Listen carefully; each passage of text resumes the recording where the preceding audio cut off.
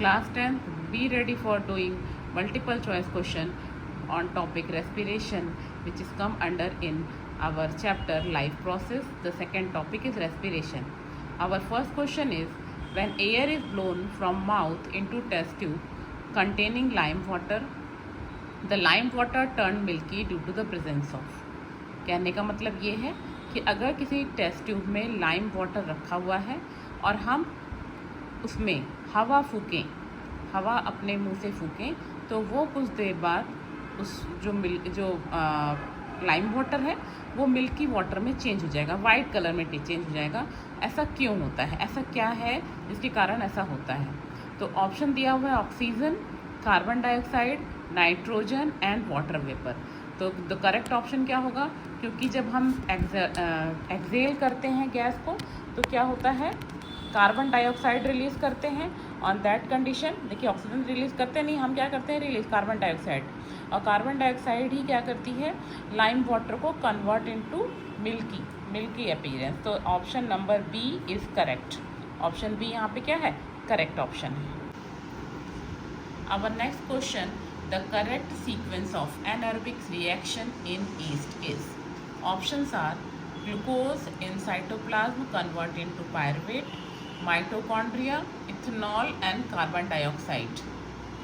Second option, glucose, cytoplasm, pyruvate, cytoplasm, lactic acid, glucose, cytoplasm, pyruvate, mitochondria, lactic acid, glucose, cytoplasm, pyruvate, cytoplasm, ethanol plus carbon dioxide. तो अब देखिए ध्यान से कि कौन सा ऑप्शन होगा। देखिए होता क्या है कि जब इन एरोबिक रेस्पिरेशन होता है या एनारोबिक रेस्पिरेशन होता है ईस्ट में, तो बनता है इथेनॉल। पहली बात तो जिसमें इथेनॉल आया है वो दो करेक्ट हो सकते हैं, तो ऑप्शन ए और ऑप्शन डी उन दोनों को हमको लेके चलना है, और ऑप्शन बी और सी को अभी हमको भूल जाना है। ये दोनों ऑप्शन क्या हैं, रॉन्ग हो गए। अभी हमें ये दोनों सही लगने हैं, ठीक है। अब देखिए एक चीज़ और याद रखिए कि जब भी एनारोबिक रेस्पिरेशन होता है तो वहाँ पे माइटोकॉन्ड्रिया, मैंने क्लास में बताया कि माइटोकॉन्ड्रिया का यूज़ नहीं होता एनारोबिक रेस्पिरेशन में। क्यों? क्योंकि वहाँ पे ऑक्सीजन नहीं है। तो ये वाला भी ऑप्शन गलत हो जाएगा। तो option D is the correct option. Glucose in the presence of in cytoplasm, it's convert into pyruvate, that pyruvate again in cytoplasm convert into ethanol and carbon dioxide. Is it clear? Now next option, our next question is, which of the following is most appropriate for aerobic respiration? अब देखिए यहाँ पे aerobic respiration देखना है, ध्यान से समझिएगा। अब ग्लूकोज क्या होगा, साइटोप्लाज्म में पायरुवेट में चेंज होता है, तो ग्लूकोज यहाँ माइटोकॉन्ड्रिया में चेंज हो रहा है, ये गलत हो गया।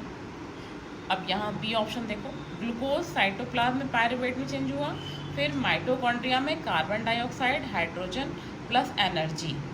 चलो यहाँ तक ठीक लग रहा है।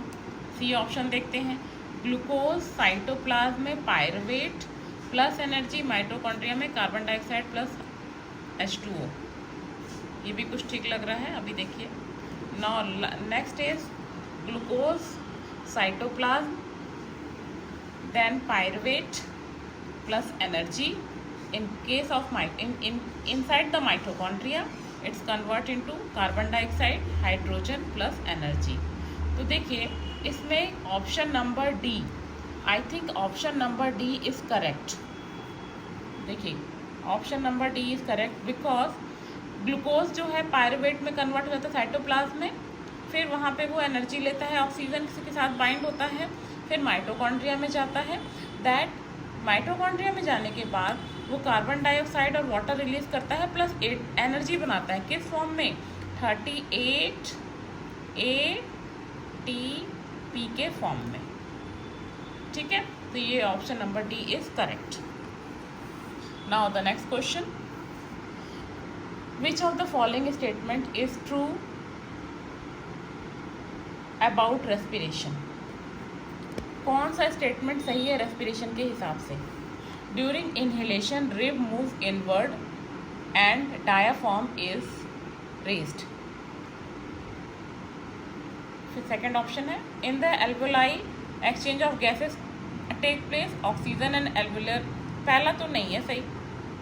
दूसरा, एल्वोलाई में गैस एक्सचेंज होती है, ऑक्सीजन जो है एल्वुलर एयर से डिफ्यूज़ होते हैं, ब्लड में जाते हैं, और कार्बन डाइऑक्साइड ब्लड से एल्वुलर एयर में आ जाते हैं। ये सही लग रहा है, ये सही है। Haemoglobin has greater affinity of carbon dioxide than oxygen? No, oxygen haemoglobin का ही तो काम है ऑक्सीजन को लेके जाना, ये ऑप्शन भी गलत है। Alveoli increase surface area for exchanging of the gas, तो ये ऑप्शन सही है।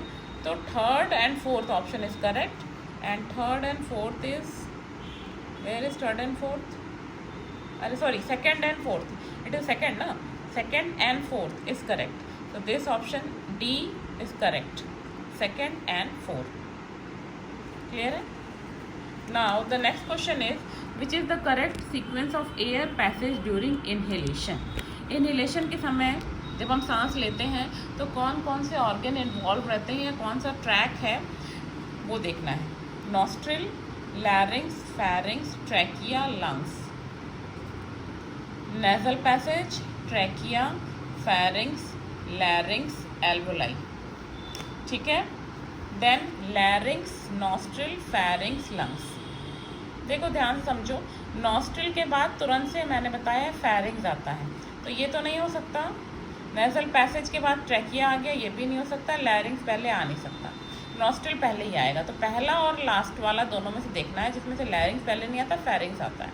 तो nostril, pharynx, then larynx, then trachea, then alveoli. This option D is the correct. Now next question.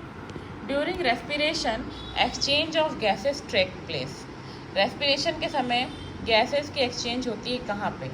और आपको याद दिला दूँ कि गैसेस की एक्सचेंज एल्वोलाई में होती। कभी भी कोई क्वेश्चन आए गैसेस एक्सचेंज का तो इनसाइड द लास्ट जो लंग्स का जो लास्ट पार्ट है एल्वोलाई, वहीं से ब्लड कैपिलरी जुड़ी हुई है, और ब्लड में से ही कार्बन डाइऑक्साइड बॉडी से एल्वोलायर एयर में आएगा, और लंग्स से एयर ऑक्सीजन जो है वो ब्लड में जाने वाला है। तो ट्रैकिया और लैरिंग्स नहीं होगा, alveoli of the lung, alveoli and throat and लैरिंग्स ये नहीं होगा, ये भी नहीं होगा। Alveoli of lungs, it is the correct option.